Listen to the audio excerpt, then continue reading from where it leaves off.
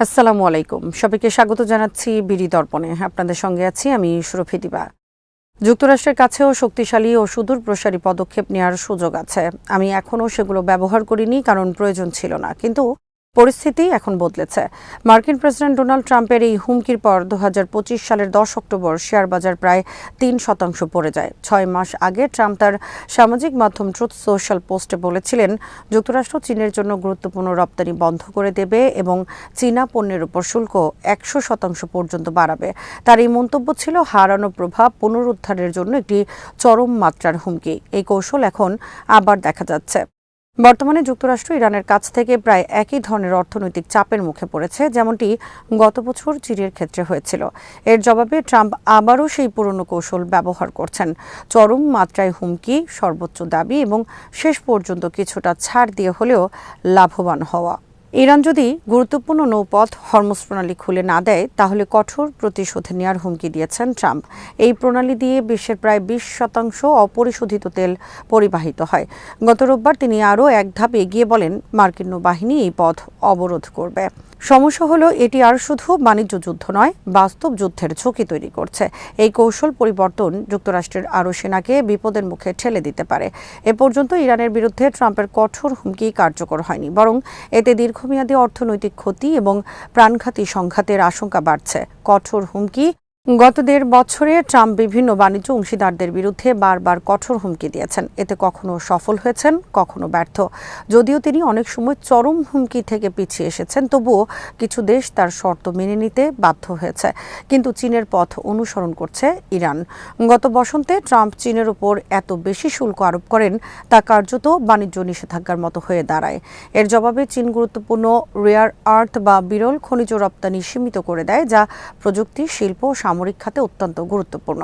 শেষ পর্যন্ত ট্রাম্প শুল্ক কমাতে বাধ্য হন। বিনিময়ে রপ্তানি ফের চালুর প্রতিশ্রুতি দেয় চীন।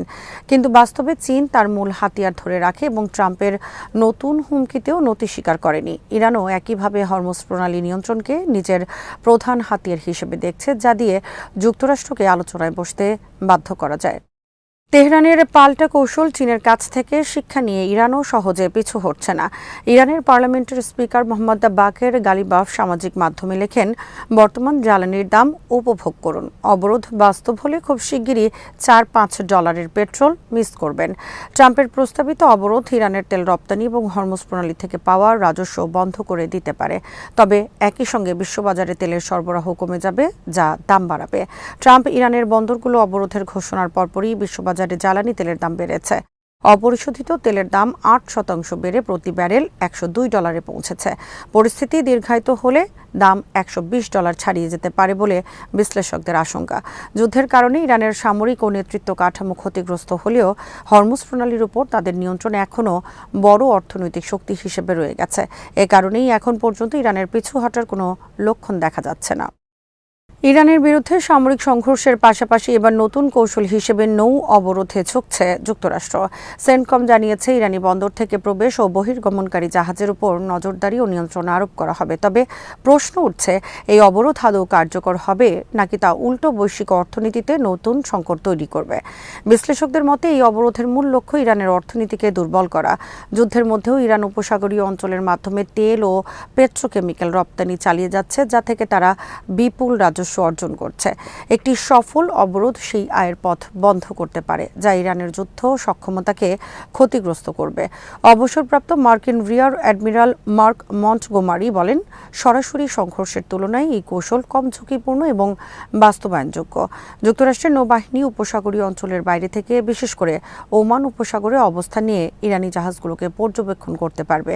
এতে সবচেয়ে বড় সুবিধা, সরাসরি সংঘর্ষের ঝুঁকি কম। অন্যদিকে সংকীর্ণ হরমুজ প্রণালীতে প্রবেশের প্রয়োজন নেই। আরেকটি সুবিধা হচ্ছে, ড্রোন, হেলিকপ্টার ও বিশেষ বাহিনী ব্যবহার করা সম্ভব। তবে ঝুঁকি যে একেবারে নেই বিষয়টা এমন নয়, বরং ঝুঁকির ধরন বদলেছে। সেক্ষেত্রে ইরান পাল্টা প্রতিক্রিয়া জানাতে পারে, ক্ষেপণাস্ত্র, ড্রোন বা নৌ মাইন ব্যবহার করতে পারে, যাতে করে সংঘাত আরও বিস্তৃত হওয়ার আশঙ্কা রয়েছে। এর আগে খার্ক দ্বীপ দখল বা সরাসরি জাহাজ বহরের নিরাপত্তা দেওয়ার মতো পরিকল্পনাগুলো আরও ঝুঁকিপূর্ণ ছিল বলে মনে করছেন বিশেষজ্ঞরা।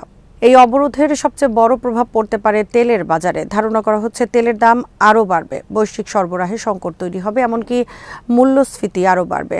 বিশেষজ্ঞ ডেভিড স্টারফিল্ড বলেছেন, ইরান হিসাব করছে তেলের দাম বাড়লে যুক্তরাষ্ট্র নিজেই চাপে পড়বে এবং উপসাগরীয় দেশগুলো ওয়াশিংটনের উপর চাপ দেবে অবরোধ তুলে নিতে। গত 1 মাসের বেশি সময় ধরে হামলার মুখেও ইরান তাদের সক্ষমতা ধরে রেখেছে।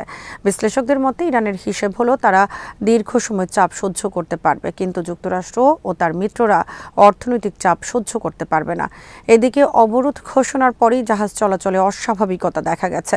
অনেক জাহাজ ইউ-টার্ন নিয়েছে, হরমুজ প্রণালী দিয়ে জাহাজ চলাচল কমে গেছে। বিশ্লেষক মিশেল উইজ বকম্যান বলেন, বর্তমান পরিস্থিতি নাবিকদের জন্য উদ্বেগজনক। বিশ্বের সবচেয়ে বড় ইরানি তেল আমদানিকারক চীন, তাই অবরোধ দীর্ঘ হলে চীন ক্ষতিগ্রস্ত হবে। বেইজিং কূটনৈতিক চাপ বাড়াতে পারে, আর যুক্তরাষ্ট্র হয়তো এই চাপকেই কাজে লাগাতে চায়। যুক্তরাষ্ট্রের এই অবরোধ কৌশল এক ধরনের হাই স্টেকস গ্যাম্বল। এটি সফল হলে ইরানের অর্থনীতি দুর্বল হবে, যুদ্ধের গতি বদলাতে পারে, কিন্তু ব্যর্থ হলে তেলের দাম আরও বাড়বে, বৈশ্বিক অর্থনীতি ক্ষতিগ্রস্ত হবে, এছাড়া সংঘাত আরও বিস্তৃত হতে পারে।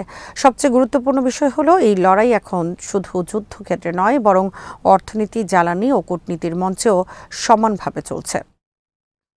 আজ এখানেই শেষ করছি। সবাই ভালো থাকুন, সুস্থ থাকুন আর দেখতে থাকুন বিডি দর্পণ।